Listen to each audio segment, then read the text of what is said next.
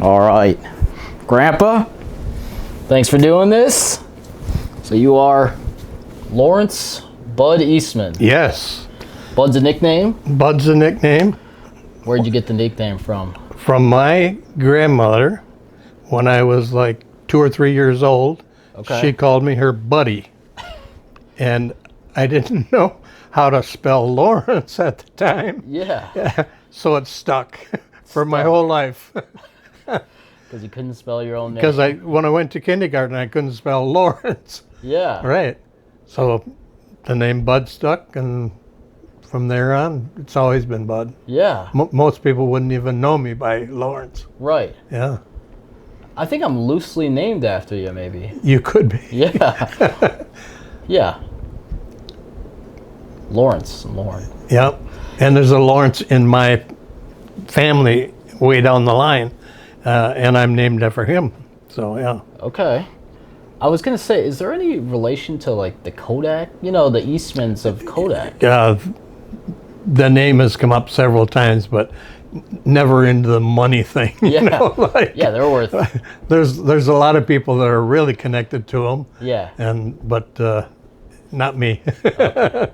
That's too bad. Yeah. Maybe it's a good thing. No, it's a good thing. Yeah, it's a good thing. Where'd you grow up? I grew up in Port Huron, Michigan. Port Huron. Yep. Just about 60 miles from Detroit. Okay. To the north. And right where the Blue Water Bridge goes over to Canada. Okay. At that point. And that's the beginning. That's where the Lake Huron starts right there. And it goes down into the St. Clair River on down to Detroit. Okay. And did you have any brothers and sisters? I have 2 sisters. 2 sisters. Yep. One is just a year older than I am. And so we grew up together. The other sister is like 10 years younger than we are. Okay. So, and she lives down in Florida. But yeah, we see each other and talk to each other all the time. So Yeah. yeah. What was it like growing up, like, you know, being a kid? Oh, it was without technology or... fantastic. Was it? Oh, it was. I mean, we went out to play every day, and I lived by a park, two blocks from the park. Okay. And baseball games and all that kind of stuff. And a big swimming pool there for the kids and whatnot. But you went out in the morning and you didn't have to come back in until it got dark. And when it started getting dark, yeah, everybody goes in. I mean, automatically. It's just like right. Yeah. So and your neighbors watched out for you. If you got in trouble, like with everybody. Everyone knew. You bet. Yeah. Don't tell my parents, but they would. Yeah. Yeah. Wow. Yeah, but it was a great time growing up. Lots of outdoor activity. It's not like kids today that were on your phone or whatever. You were outside playing and making a day out of it. Yeah. Yeah. What do you think about that? Like kids being on their... Do you think they're losing something? Or? Absolutely. Yeah. Well, it's a different generation, totally. Yeah. And they're into it, and they always will be. I mean, we were into it when we were growing up. Yeah. Into our side of the story, and now it's their turn. And right. It's different for me, but for them, it's just normal. Yeah. Was it, like, you understand it's different for the kids nowadays, but absolutely. Like, did your parents have a different experience? Oh yeah. What did they grow up like? Or my grandfather was he worked way up in northern Michigan as a tree cutter, back like a whole bunch of people did back in those years. Yeah. That's what they did, cut trees. And somehow he became connected with the, you know how the Amish people are? Well, he was a Mennonite. Oh, yeah. Yeah, and Mennonites are very, very strict. Yeah. You couldn't do anything, but I can remember the women wore bonnets. Yeah. Everybody had dresses with buttons on it, and no zippers or anything like that. Yeah. And in church, they would wash your feet. Really? Like every Sunday? Not every Sunday, but on certain days, Yeah. they would do that. Yeah. Wow. So it's like a total different life, pretty much. Oh, yeah. Right.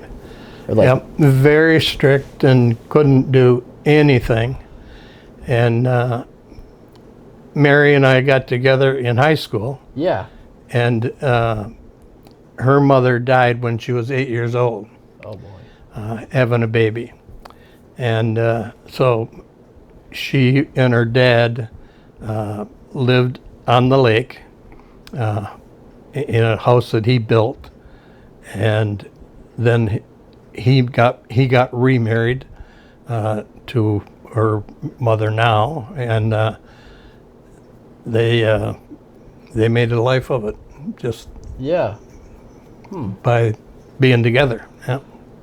You said that it was strict, but what was it based off of? Like, what Their The Bible? their interpretation of the Bible. oh, okay. Right. No smoking, no swearing, Yeah. none of that stuff. Like, you wouldn't even see it. Like, would you see it around society at all? Or, like, was it just. Yeah. Oh yeah, people would still do it, but you wouldn't if you were a Mennonite. Yeah. Yeah. Yep. So you were closely connected with the church? growing up? Absolutely. Yeah. Yep. Always, because my grandfather had 3 boys, and they all became preachers. Really? Oh my gosh. Your grandfather had 3 boys. Yep. All preachers. All preachers. They're except for my dad. Okay. My dad worked at the Detroit Edison, but he would preach occasionally in church, and they some of my cousins grew up overseas because they were missionaries Okay. for 12 years. Really? And so I really didn't know them until they came back to the United States after being missionaries for 12 years. So then we got reacquainted, and we all know each other now, of course. But and my other uncle was a preacher in just out of Lansing. Okay. So, and he always had a church there. So we were pretty tight knit. Yeah. Did you ever consider being a preacher? No. No. How come you just never went that route, or you saw it differently? Just or? didn't go that route. And when Mary and I got married, she had already gone to a Presbyterian church Okay. with her family. And so I just automatically went with her and became a part of the Presbyterian church. Okay. And I liked the style of the church and the way that they elect people to do their job and that type of thing. Yeah. How did they do that? Well, every church has a different way of doing it. Some, like my grandfather, I can remember, he built churches back in Detroit and so on. That was his lifetime after he became a preacher. And he'd go around Michigan, and I think he built like 8 churches. What? Yeah, in Michigan. Yeah. So he's like a church planner. Oh yeah, right. Yeah, he would get called to a church, and he would start up a new building. We'll build a new church. Oh my gosh. Yeah. So And then he would move on to the next one? yeah. Mm-hmm. Or the church would move him. like if there'd be an opening, and they'd say, "Would you go do and be the minister here for?" Yeah. Yeah, Wow. So, in like a new city or a new area. yeah, yep. What were the services like? Because now it's like a whole production, you know. Yeah, it wasn't like that, and that's for sure. No, it was very Bible. Yeah. So you're just in there, you're reading scripture. Right. Did they do hymns? Or like, Sure. I remember going to church with you. And Yeah. there would be hymns and songs and Right. stuff. Yep. But it was kind of different than the church I went to even. Right.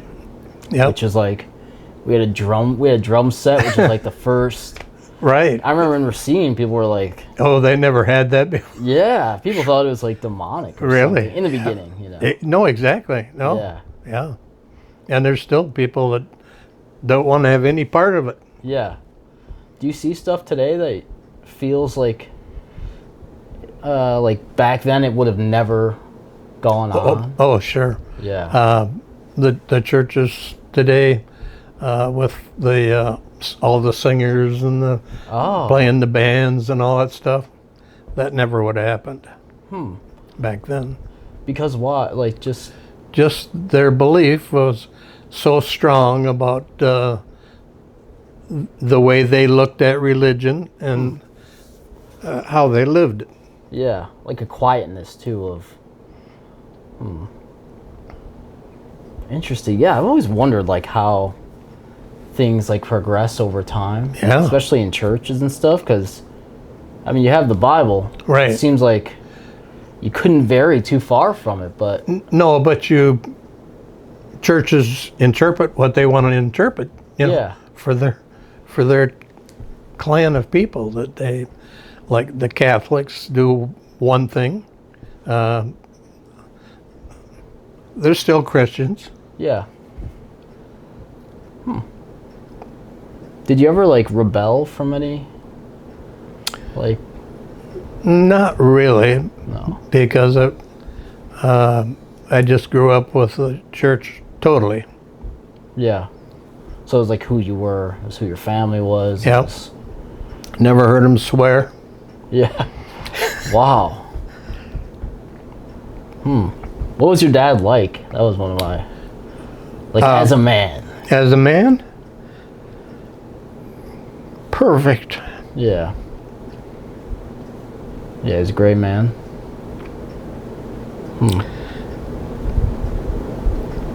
Never heard him swear. Never heard anything. Didn't talk about people. Just a real Christian. Yeah. That's awesome. And that really influenced how you grew up.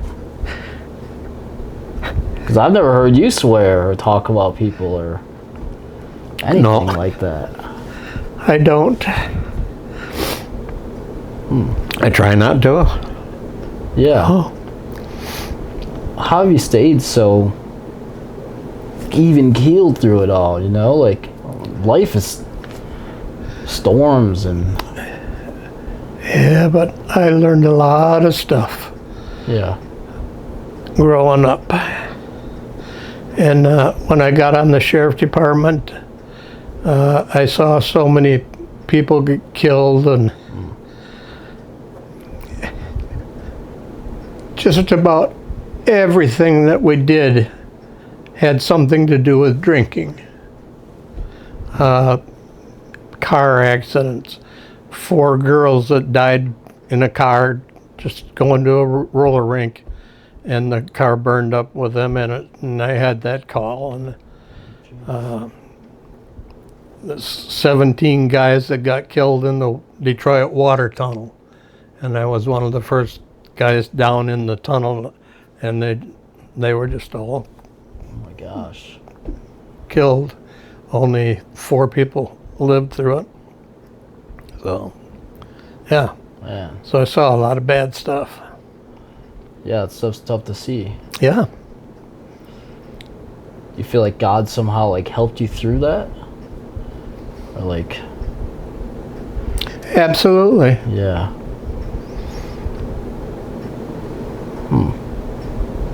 Yeah, so you were an investigator and a police officer. You started as a police officer? No, I started my career as a draftsman in school. Oh. And you, at that time, you could go to school half a day, and then you could go to work someplace for half a day. Yeah. And lots of kids did it. And I worked in the gas station a couple blocks from home with a bunch of other kids that we all, by the time we got 15, 16 years old, everybody had worked at the gas station. Right. And when we did that, I was doing homework. In fact, one night at the gas station, I was doing a drawing for my drafting class in school. Okay. And a guy came in and said, "What are you doing?" And I said, "Just doing my homework and stuff." And he says, "Well, that looks like a drawing or something." I said, "Yeah, I'm drawing a sketch for my class." And he says, "Do you want a job?" And I got a job. I work here at the gas station, you know. Yeah. I was happy. He said, "No, I can get you into school where you can do that half day at school and half a day at work." And Wow. so right away he got me into the gas company Yeah.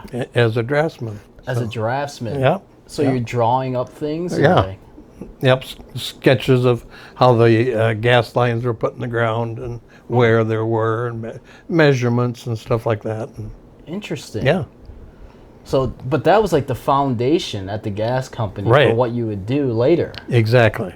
Right. Well, then I went into the Air Force Oh, yeah. for 4 years. So I was over in Morocco and Algeria for a year over there on an isolated tour out in the Sahara Desert. So, Oh, my gosh. yeah. Yeah, you had to stay out there for a year. Really? Yep. But it was an isolated tour. Can't get off base, nothing. No, it was like Why? Why'd they have you do that? because you would get killed over there. Oh, really? Yeah. It's like a hostile. The French and the Algerians were at war, and if you went downtown, everybody's carrying a gun. Really? Oh yeah, in front of all the stores and everything, and the French were taking it over, and yeah, Yeah. from the Algerians, and yeah. Whoa. So it was. Was it nerve-wracking or like? Well, I mean, we knew there was only 150 of us out there. Okay. So that's a real small, it was a radar thing that we had going out there. Our radar set would go 300 miles out so that we could see planes going across the area. And yeah, so it was unique. Yeah. Did you ever consider a career in the Air Force? I did, and I could have, when I got back from Morocco, I came back to Spokane, Washington, Oh, okay. to a radar unit there where there was only like 12 of us up on a mountain. Yeah. And when I got ready to get off, and my 4 years were up, they said, "Well, we'll make you we'll give you another rank, Okay. so that you're a sergeant." It's And like a promotion. yeah, promotion Yeah. to stay. Right. Nobody was staying, you know. I mean, Yeah. well, most people, but I mean, some guys have made a career out of it. And so I just went back to Michigan after that. So Did you know that you had a spot at the gas company like set apart for you? they told me that the minute you get out, come on. Really? Yep, I've never lost a day's work in my whole life. Wow. Yeah. Were you drafted? Or No, was it I volunteered. so you volunteered? Yep. What made you do that? There was probably 6 of us from my class in high school, and we all just decided to do it together. So, Really? Yeah. So Did we you all just joined up, and Did you stay in the system together, kinda, No, or no. immediately? no, well, we went to school first, and then we broke up after they trained me in electronics, Yeah. and they would find out what you're good at, and then they would train you in that. Really? Or they'd train you in something totally different, whatever they wanted. Yeah. Yeah. And then they would send you off to that area. But as you're being trained, you kind of know, like, I can take this back and, like a skill. You're almost acquiring a skill. Oh, my goodness, yes. Yeah. Yeah, I've lived with that all my life, knowing at least something about electricity and Yeah. how to hook things up and not get electrocuted. So, I'm not good around a socket, I'll say that. yeah. Huh, so how long were you at the gas company for? Probably 20 years. Yeah. Then a company out in California, a headhunter kept calling the house and saying, "We've got a new job for you." I said, "I don't want a new job. I'm going to retire right here. I'm good." Yeah. He kept calling and calling and calling, and he'd call me when I was working, and then he would talk to Mary and have him say, "Well, where's this new job at?" "We can't tell you. You have to say that you will at least look at the job, and once you do that, we'll send you, and then you can make a decision after that." So Interesting. after a long time, I finally said, "Okay, where is it?" And they said, "Oh, it's it's in Milwaukee at We Energies." So okay, I'll go there. So they sent me there, and they interviewed me and hired me right there and on the spot. So, Really? Yeah. Did the mystery of not knowing where it was kind of like Oh yeah. bring you in, kind of? Yeah, they weren't going to tell you until you made a commitment to them. Yeah. That at least you would go check it out. Okay, they're spending big bucks to do that, and And how did the headhunter even find you? I don't know how they do that. Really? Yeah, they still do it today. There's headhunters out there that are looking for people to take jobs, and No one's contacted me. keep working towards it. Right. You'll be out to Microsoft just like everybody else. Yeah. Right. Yeah, Microsoft's big here in Racine. We're in Racine. Right. And they're building a giant, like, what, AI plant? Yep. Yeah, exactly. Yeah. And they need to fill that. Yep. And Angie's Doug is working out there now. Oh, yeah, he's 12 got a hours, job. 12 hours a day. Yep. Goodness. So. Racine's kind of been a home for, like, big industry, right? Right, yeah. Foxconn. Foxconn was the first. Yeah. And that was a 15-year thing where they said, okay, we're going to buy all this property. And the village of Mount Pleasant, when I was on the board at the time, we sold them all the property that they wanted. Yeah. And then they never got past like the third year, and it kind of petered out. But I mean, there's 1,000 people working out there right now Yeah. for them, but they were looking for 13,000, people is what they anticipated. It just didn't turn out that way. And you were involved in local government at the time. Yeah. Yeah, I was on the board. Yep. So you kind of got to see behind the scenes. And Right. Yeah. Oh yeah. Yeah. We voted on a lot of stuff, and them coming in, and how the gas lines would be, and how the water lines would be coming in there, and that type of thing. Yep. And how'd you get into politics like that, local politics, and or what made you want to? Just because I wasn't happy with some of the people that were on there. Oh. And I used to go to the meetings just as a citizen. Yeah. And there was a couple of guys on there that nixed everything and said, well, a group of guys talked me into it and said, hey, Yeah. why don't you give it a shot? Go ahead. Okay. I said, all right, I'll give it a shot. So put my name in the hat, and Yeah. I got selected. So, yeah. Did you like it? Yes. Yeah, I did. Yeah. I mean, it's a tough job.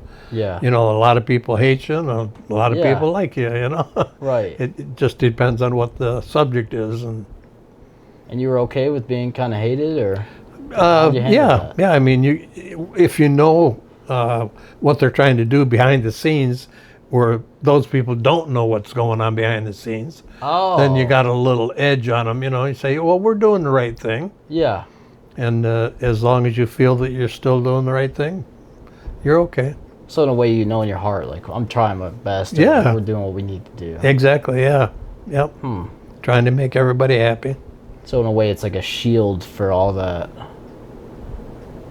Yeah. It's cool that you, like, didn't like how something was done, so you did something about it. You know, you're like... Right. Yep. But I mean, I wouldn't have done something about it without somebody asking me that, you know, why don't you give this a try? You know? Oh, someone kind of nudging you. Yeah, sure. And who were these guys? People that were already into politics and stuff like that. Yeah. And what about, like, running? Like, did you like that whole, like, you got to get votes, you got to somehow get your name out there? I had to go twice, door to door, you know, and around. Really? Oh, yeah. Hand out your cards and Yeah. do all that kind of stuff. You ever get any doors slammed on you? Some people just, hey, we don't want to talk about it at all. Yeah. Get out of here, you know. And other people that want to talk about it and find out what's going on. Yeah. Yeah. That's kind of cool. You kind of get a in-depth look at what's going on. And, Absolutely. Yeah. Yeah, I know you brought me to some of the board, or like I got to go to the... Village board. Yeah, the village board and Yeah. kind of see where you did that. That was pretty cool. Yeah, Hey, you said you met Grandma in high school. I did. What was your first date? You remember your first date? Oh boy. She worked at a movie theater downtown in Port Huron. Did you really? Yeah, as a popcorn gal. Yeah. Making popcorn. And one day she said, I can get you in here, you know, come on in and have some popcorn. Ah. So I got into lured you in with some movies, huh? Right. Yeah. Movies and popcorn. Yep. So that's how I got in there. Well, What was she like in high school? very nice. Yeah. Yeah. Yeah. And she, thank goodness she did part of my homework. You know? Oh, yeah. Kind of, hey, you got to have this done. You got to have that done. Okay. Because I would normally just take my stuff from school and throw it in the back of the car, you know, because I had a car back then. Oh, yeah. So. And not many people had a car. Right. How'd you have a car? Because I worked at the gas station and I worked at the gas company. Yeah. And ended up with a brand new '55 Chevrolet. Woo! You remember how expensive it was? Oh, I can't. It wasn't much compared to today, that's for sure. Yeah. But it was the first time that the Chevrolets ever had a V8. They were all straight 8 cars. Yeah. Back in the day. Yep. Did they have seatbelts? No, No seatbelts. I don't think so. No. No. And they were like tanks, right? They were like Well, massive steel mobiles. Yeah, they were. Yeah, heavy duty cars. The cops got them first because they were the first V8s that were out there, and they would really scream. Oh, so they were faster than other. Oh yeah, yeah. When they put a V8 in the Chevys in '55, that made them really hot. Yeah. So I heard that like car modifications came from Prohibition, and that like the outlaws who were selling the alcohol. yeah, we're trying to get away from it. Yeah, so they'd mod up their cars. Sure. To be able to outrun the cops. Right. Which actually, I guess, gave birth to like NASCAR and like the whole Probably modified car. Sure. thing. Yeah. That's interesting. Might as well make something out of it, right? Yeah. Yeah. Were you around during Prohibition, or like do you remember that stuff? Yeah. And of course, Port Huron is a border city into Sarnia, Ontario. Oh. So there's always the police department there for the border patrol. Yeah. Cops were always there. Was it a weird time in this country of like, because that seems to be like a moral question. Yeah. I don't think. Well, it was a weird time, because they said no more alcohol, but obviously they made it every which way. People made it themselves and Moonshine. and whatever they could do. Yeah. So but then that area went over and long gone and Yeah. back to normal. Yep. So So things change as you. Yeah, as time goes on. Yeah. Even like how things are perceived change. You know, Absolutely. like, Sure. is there anything nowadays that surprises you, like how something is either allowed or maybe looked bad upon or something? No, I mean, I'm a little skeptical of that AI Yeah. because, like most people, you don't know what it is. You know, I mean, you're not acquainted with it and how it's going to affect everything. But it's a new era, and Yeah. it's going to go on. Yep. Yeah, apparently it's going to change everything. Sure, absolutely. Yeah, it'll be just another generation of things going on. Yeah. Yep. Do you think they get better? Like, is it better nowadays, or do you think it's just... Oh no, I think it was better back in my days. Yeah. And the war was just getting over in 1945, and all the soldiers were just coming home and building houses, all kinds of little houses around in every city where these guys came home and built houses or got small houses. Yeah, like people returning home from war. Yeah, from the war, yeah. Also, that must have boomed in America, like That, housing. that was a big time, yeah. Absolutely. Whoa. Yep. What was your perception of the war? As a kid, probably not much, but I remember when the day that it was over Yeah. and people were dancing in the streets. Yeah. Just a beautiful scene. Just happy for peace and... Yeah. Definitely. Yeah, there's that famous picture of like a sailor kissing some girl and confetti and... Right. Yeah. It was like that all over. Really? Sure. Like everyone just excited that... The war was over. Yeah. And of course, a lot of guys didn't come home. Yeah.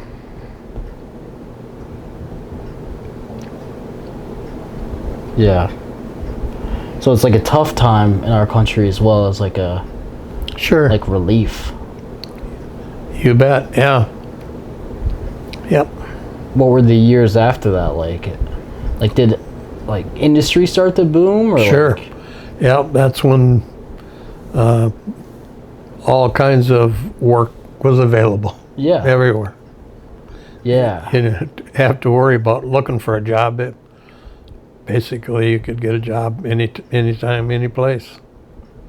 Yep. That's interesting. I wonder if it'll ever be like that again, or like what will it take to unite like a country in that way? Quite a bit. Yeah. But I don't see that happening. I mean, politics is terrible right now. Yeah. It's like, so you don't know what's coming today and what's coming tomorrow. You know, it's like, okay, you just have to kind of ride it out. Yeah. Yeah. Yeah, people kind of are at each other's throats, politics. And right. It seems to be really divisive, and Yep. it is hard to see. Yeah.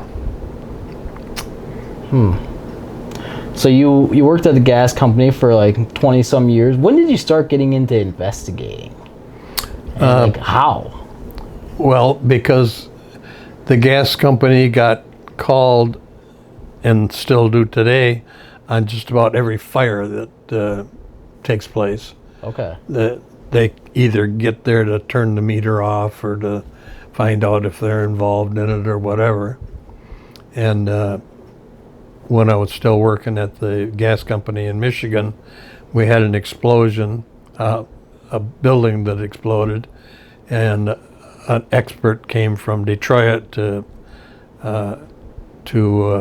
find out how it happened. And they put me on the job, and I learned a lot of stuff from him, Yeah. and thought, whoa, this is really interesting. Yeah. So then I took off from that point. So you go to a fire or an explosion and you see like... Yeah, well, okay, so I went on a fire with you one time. Oh, I do remember that. We went up north Yep. to I don't know where it was, but I remember it being 30 below. I do too. So cold. Yeah. But one thing that always, like, I couldn't believe that there could be rubble everywhere, you Yep. know, like Right. destruction, and you could somehow go in and find out where the fire started, how it started, Right. basically everything. Like, how is that possible? Well, that's part of the training is that there's only certain things that can happen in a fire, and fire always goes up and Yeah. leaves a mark, and There's like a V, right, or yeah, something? there's a way to track on it and see where it came from, and yep. Were you hooked after your first one, like going? I don't know about hooked on it, but I got enough interest in it that I wanted to know more and more and more. Yeah. So yeah. Did it start to change the way you, like, thought about things? Like, Sure. as an Yeah. investigator, you're trying to figure it out, right? It's like Right. a puzzle. Yep.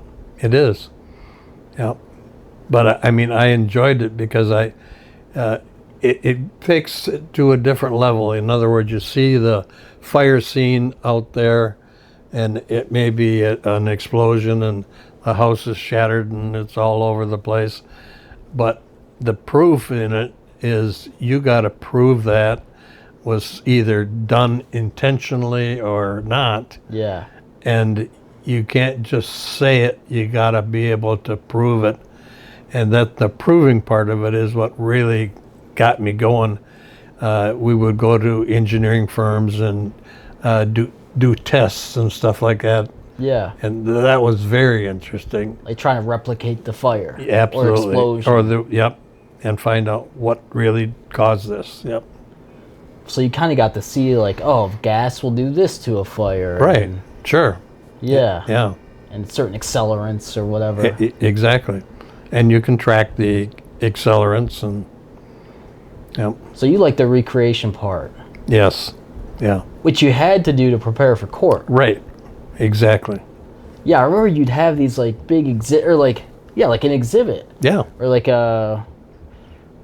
I remember you had your trailer, but you had like a fireplace. I remember you would, like, wheel in that you were trying to prove one Right. time that, like, didn't cause a fire. Didn't or cause a something. fire. Right. Yep. Yeah, so that's cool. Yeah. So. And so when you go to court, though, there's a lot of challenges there too. Oh yes. Right. And like you're going up against defense attorneys and Sure. There's for everybody that you represent, somebody else represents the other side of it, and yeah, so you got to overcome that. Yep. and they're trying to say, like, you don't have the training, you don't Right. have the Yeah. credentials. And that's why you have to write it all down and make sure that Yeah, you can't just say it. You got to have it yeah. somehow in person and proof. And I've seen your Definitely. training list, and it's intense. It's insane. Like, there's a lot of, like, you went through a lot of training. Oh yes, yeah, and trained a lot of guys of the fire department at Gateway Technical College. Yeah, I had classes there that I taught, so a lot of the firefighters, I know many of them, you know, because of teaching them and going through the classes. so you're teaching firefighters too. Yes, yeah. So what do they need to know how to? They need to be able to recognize that it was a set fire or it wasn't. While they're going in? Well, no, at the time that they get the fire out and then take a look at it and say, "Oh, this doesn't look right. Okay. There's something wrong with this picture," you know. Yeah. Yep. Did you like that type of thing, or like learning about Sure, it? absolutely. Yeah. That's I would think the good you'd- part. Yeah, you'd feel sharper as Yeah. time goes on. And Right. were there any fires that stick out to you, or?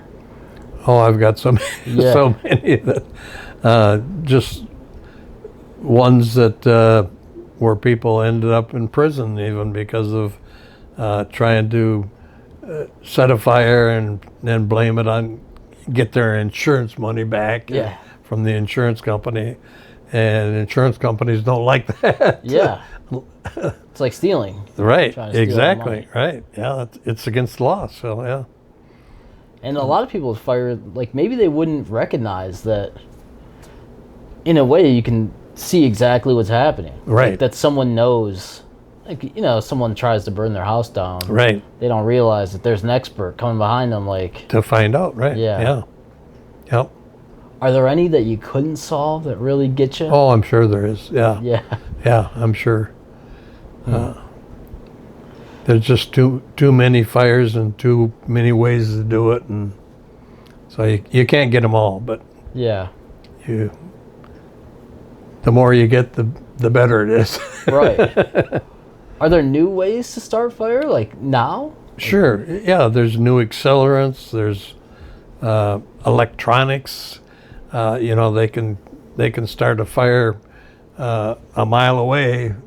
Yeah. Yeah, without even being there, just by pushing a button, you know, or Oh my making gosh. a phone call or something to set it off. And so, yeah, So that changes how things. sure it does. Yeah. Even the job of an investigator is probably Oh, more right. Yeah, difficult. it is. So you started your own business, right? Yes. Your own like investigation Right. company. Yep. After I got over here in Wisconsin, Yeah. So you went to Milwaukee for We Energies. that was We Energies. Yep. And then they gave me the job of being the superintendent of the gas company in Waukesha first.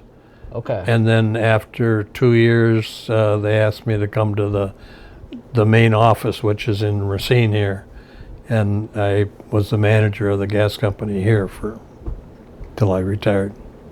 Did you like that more than the investigation side? Not really, but I mean, it was a great job, but yeah. Yeah. But you're dealing with people again, you know, that, Yeah. so it just depends on what kind of people you got. Yeah. Somebody's always, there's a bad guy in the group, or There's all types. there's all types, right? Yeah, and you got to put up with it if you're the boss. So, yeah, So all these years of like investigative work and being around fires and explosives, you'd consider yourself basically an expert on it, right? yes, And yeah, you've gone to court, you've testified in Right. front of judges and yep, helped convict people and helped maybe get people off. right. But based on everything you know about fires and explosives, what do you think happened on 9/11? Like, is it possible that those planes could have produced enough heat to drop the building, or do you think something else was involved? That's a good question, because it's still Yeah.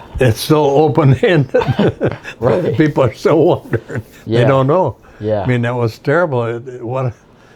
What happened there? Yeah. And is it just because those planes hit that building, or was there something internally Yeah. set up way before? Right. So, yep. And there's people that work on that kind of stuff all the time. I remember when it happened, or maybe a few years after, and I was talking to you about it, that you had said that that type of gas or accelerant could produce enough heat that it would disintegrate those, like the foundation, maybe. It would melt them, yeah. Yep, Do you still believe that? You think that? I do. Yep. But that's just part of the picture. I mean, it's Yeah. Yeah, that's only one part of it. right. Yeah, I just remember, like, because I know they made the planes, or the buildings, able to withstand planes, I thought. Right. Yep. But I remember when it happened, it just stuck out to me that you said, like, oh no, that's hot enough. Like, it'll, Yeah. at least where it happened. Yeah, steel gets so hot that it'll bend and by itself, and Yeah. Interesting. So the verdict's still out. There's a lot of stuff that probably. a lot of stuff. Yep. Man, so you were doing investigations, you're married to grandma. Right. And I remember going to church with you guys for like, we'd go to midnight service for Christmas. Christmas. Yeah. Yeah. That's kind of a cool tradition. It is. Yep. Is that something you've always done? Yes. Yeah. There's always a kids service, and yep. Yeah. Yep. Yeah, I always loved going to that church with you guys, and Good. there'd be a candlelight. I remember doing candles Right, and stuff. yep. But when I was in high school, you guys had a woman come stay here, and from Africa, Yes. because you went on a mission trip. I did. I've been Right. on like 3 or 4 different mission trips, right? Yeah. What was the Africa trip like, and how did you meet this woman?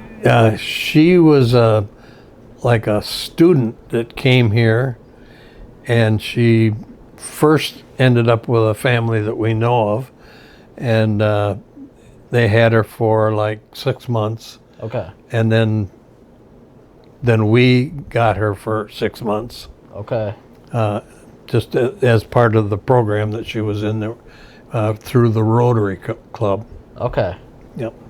And she was like a missionary, or she was just a student from? No, she was just a student, right? Okay. Yep.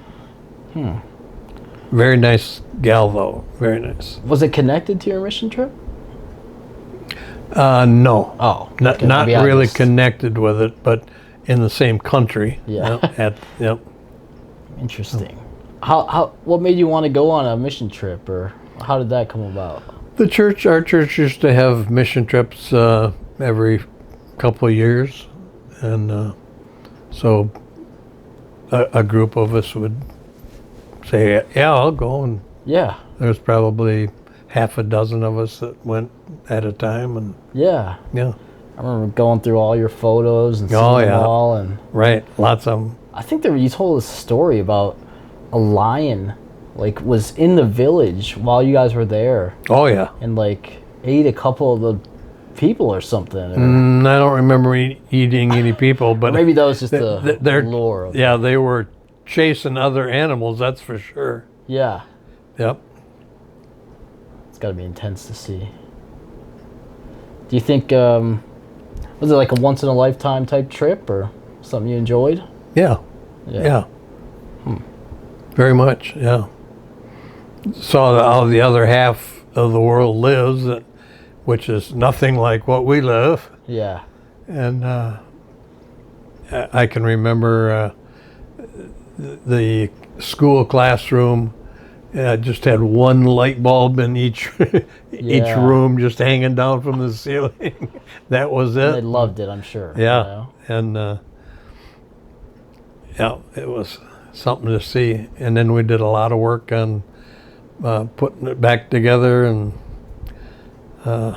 doing electrical work and all kinds of stuff. But to see guys cutting grass, not with a mower, but with a sickle, Yeah. that's all. That's all like they the had. Grim Reaper thing? Yeah, That's a sickle, right? yeah, Wow. yeah, yeah. Yeah, I bet that was eye-opening. Sure, well, it definitely was. I went on a couple trips, like we went to Paraguay and stuff. Oh, yeah, That right. it was cool. Sure. It's something I'd love to do again. Yeah, you learn a lot. Yeah, it really does change your perspective. Sure on does. Life, and Yep. you always come back feeling like you take it for granted a little bit. Right. Yeah, we work on a sausage Yeah. compared to the way they have to live. Right. Yeah, I'm always worried about my comfort, and they're like Right. carrying water on their heads back to miles. So Exactly. Right. drink yeah. it. So you've been on some cool trips, and remind me, your church. Okay, so did they have some type of an underground railroad? The Underground Railroad is part of our church. Right. Whoa. That's where they would come and hide in our basement of our church until they could get a ride on a ship going across the ocean or going wherever they wanted to go. But Yeah. yeah, Yep. Wow. Yep. That's like a cool historical. It is. Yeah, we have tours all the time showing kids in school kids what it's all about and the pieces that we've found underneath the church. And Yeah. yep, Yeah, what a cool thing. Racine is an interesting place. it is. Seems really to be is. like a center of, I don't know, big business. and- Manufacturing. Yeah. yeah, manufacturing. Right. Yep. Tractors and During the war, they made tanks and did all kinds of stuff like that. Yeah. Yep. Yeah, so during the war, isn't it true those companies like got together and basically said, all right, we're going to like fight the war. Yeah, like Ford oh, fought the war, right? Absolutely, right. Yeah, they were building tanks and Sure, yeah. Airplanes and, yeah. yeah. I wonder if there could ever be that type of effort, a joint effort ever again. I don't think the war will ever be the same. Yeah. I mean, nowadays they're looking at, all kinds of AI stuff that Yeah. would change the whole picture, Right. We don't even know what it's all about yet. True, war won't even be the same. No. Yep. I hope we never have it. Yeah. Do you think you're nervous for the future? What's that? Are you nervous for the future, or? Oh, I don't think we're always going in the right direction, but Yeah. yeah, I mean, you can't do anything about it by yourself. You almost have to do it together, and you can't be too far over in the right or too far in the left, and Yeah. you just kind of got to use your best judgment, I guess, as to what's happening. Yeah, use your best judgment. I think there's been times in my life where I haven't used my best judgment, and I've noticed that, yeah, life can kind of be, it's tough. Yeah, I think very much so. there's disappointments and regret. Do you think you have any, like, disappointment, or how do you view those things that, like, didn't go the best in your life? That they were just learning steps in my life, and that you learn something from it, Yeah. and you go from there and try to make it better than it was. Yeah. Yeah, you learn something from it. Right. Not easy to do. No, I know. Yeah. But it's better if you do it. Yeah. Yeah. Yeah, what's it been like as like a grandfather, or like the patriarch of our family, to see, me and other people, like people in our family, go through like hard times like that? Sure, and, right. What's it like? Like, how do you hold it together? You just pray that they get it together on their own, or that they get help for whatever they need, Yeah. and that they will see that there's a better way to do something than the way they were doing it, and just try to improve it all the time. Yeah. I mean, I don't think there's anybody in our family that's just out there purposely causing trouble, Yeah. We got a pretty tight family Yeah. when you look at all the cousins and people. Yep, Yeah, it's something that, yeah, it's a gift. it is. I notice just in my like ventures in life, like not everyone stays together. Like not everyone Right. Yeah, has every Thanksgiving together and right. Christmases. And, Yeah, yeah, it's cool that we're all able to. And I feel like you play a part in that, like the big part in keeping us all together. I hope so. Yeah. And there's new babies being born. Matt just had a baby, and Yeah, family's growing. it is. Yep, and that's another generation. Yeah. Yeah, we've seen a lot of generations. Right. You have. I haven't. Yep. Oh, that's what I wanted to ask too. Like, you've been in relationships with people longer than I've been alive. Like, what are those like? Like, deep connection, like, how do I do that, I guess? You just go with the right people, the people that you think are heading in the right direction, and you become close to them and kind of stick with them, and Yeah. best you can. Yeah, and they do the same. Like I belong to at church. The dinners for 8. There's a group of 8 of us that get together at other people's houses around, and just so we know each other better, Yeah.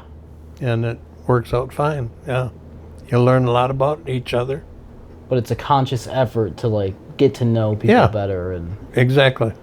or maybe it doesn't feel like that, but No, but I mean, you might see them in church and hardly ever talk to them, just see them there. yeah.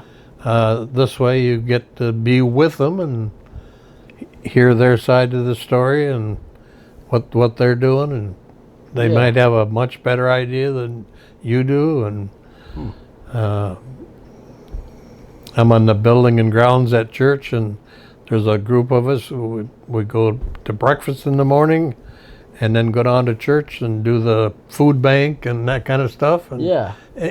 we just do it as a group, Right. and everybody's happy, you know. Yep. You do it as a group. Yep. And stick together with that group. Yeah. Yeah. And you're in a couple different groups, right? Like you go Oh, yeah. with the guys at the barn, Yep. Right. and these are all like old law enforcement agents, right? Or Right. Yep. cops. Cops and fire guys. Yep. Yeah. Yep. That's got to be cool. You hear a lot of Definitely. Yeah. Yeah. a lot of interest. A lot of old stories. Yeah. Right. You busted out a couple. We got to see some of your. You had the Billy Club. Oh yes. Showed us some of that. We Back got to in see the a couple day. guns and stuff. Right. Yep. Yeah, it's cool being able to see some of that stuff. And I remember I used to wear your old your cop uniform Oh yes. Right. for Halloween sometimes. Right. Get in trouble in that thing. I think right? it's still down the basement. Yeah, it was real. People would seriously. Sometimes we'd be at a party or something, and I would tell people they had to leave, shut the party down, and they for real thought I was a cop. Maybe you help somebody Oh, right true. there. Yeah. Yeah. Yeah, I wish I saw it like that at the time. But. Right. But yeah. Grandpa, you went on a honor flight recently. I did. What is that? That's a wonderful thing for anybody that's been in the military. Angie took me, and the stuff is up there on the wall there. She made that, but you get to see all the different places in Washington D.C. and it's just fantastic. They take care of you, fly you down there, fly you back, and Yeah. yeah, all day long. It's just going around checking all these where the soldiers were and all that kind of stuff. It's very interesting. Cool experience. Absolutely, yes. How did you get in it? Like, how did you said Anna did it? Yeah, she set it up for us. she set it up for me. Yep, and then she was my person that everybody has somebody that pushes them around in a wheelchair, Okay. and so that everybody gets to go to all these things, and they stop at each thing, like the Tomb of the Unknown Soldier and all that kind of stuff. And Okay. yeah, it's a fantastic thing to see. Yeah. Yeah. It's for all veterans and stuff. Right. Yep. Yep. Wow. What a cool thing that you got to be honored for. Yeah. Really. Yeah. So it's like an honor to you, right? Oh yes. Like, Definitely. how cool is that? Hey, I remember just recently you had a heart or you had open heart surgery, right? I did. Yeah. What happened?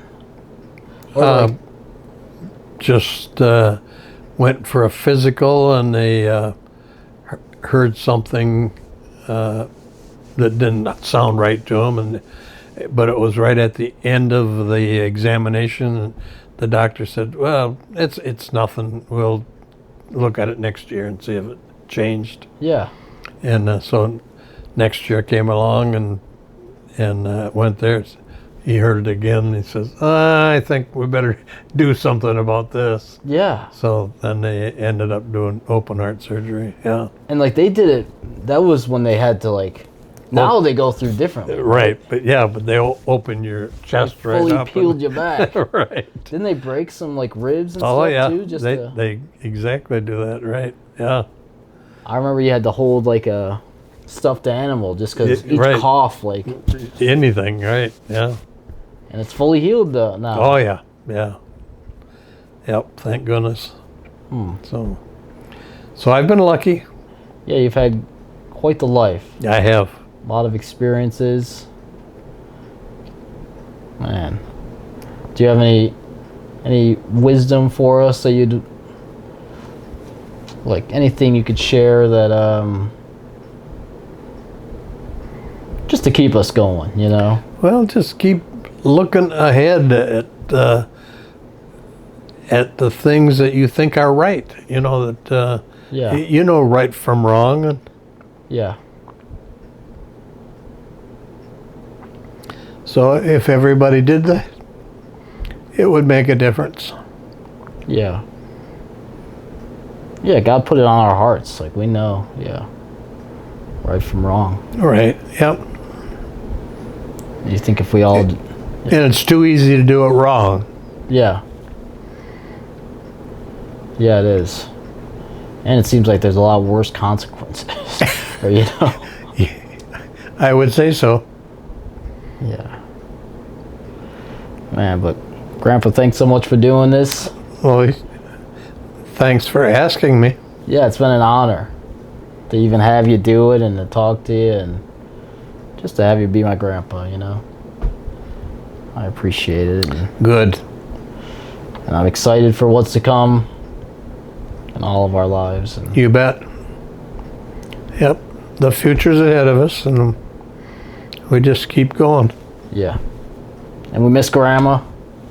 Think about her all the time. Yep. She was a great lady for 60 years. Woo! You guys were married 60 years? Goodness gracious. Yeah. What can you tell me about marriage? I'm thinking about dating, you know?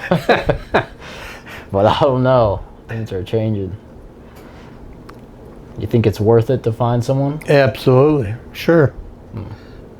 Yeah, we're meant to be together. Yeah. Yeah. Just find yourself a nice gal and stick with it. Yep. And there's hard times and there's good times and hard times. Yeah. But you don't give up. Stick with it. Yeah, I think that's... Sometimes I get scared about it, you know? I think we all do, you know, at some time in our life, but you work your way through that. Yeah. And if you're dealing with the right people, you'll see that you're going good. Yeah. And every day is not perfect, that's for sure, but you make the best of it.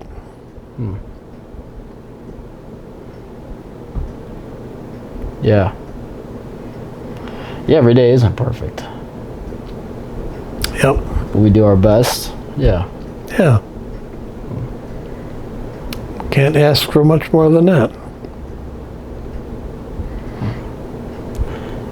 Well, thanks again, Grandpa. Thank you. Appreciate it. I love you.